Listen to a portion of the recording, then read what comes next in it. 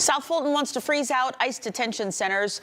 Council members tonight passed a resolution to block Immigration and Customs Enforcement from opening detention centers in the city. The measure comes after a Democratic lawmaker introduced proposals to block state money from going to ICE facilities. Fox 5's Christopher King is at South Fulton City Hall with more.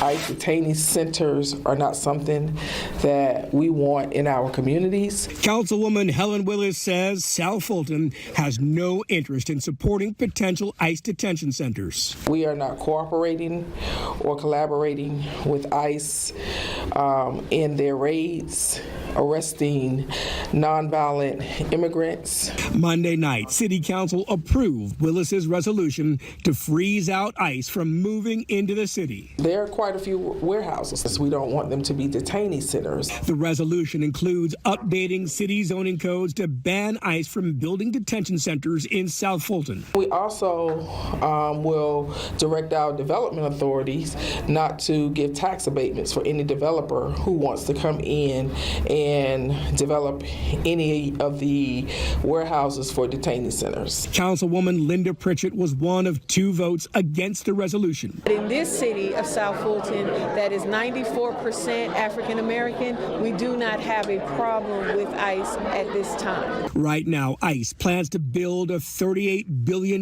detention center in the city of Social Circle. We have to make sure that our cities are not allowing the federal government to come in here and make these deals behind the scenes, and up goes a detention center. State Senator Jaha Howard introduced 2 proposals at the Georgia Capitol opposing ICE. Your tax dollars should not be here to warehouse folks that we don't even know have a criminal record or not. Can your resolution effectively block ICE from building a detention center in South Fulton? Typically, federal agencies respect and follow the local municipalities.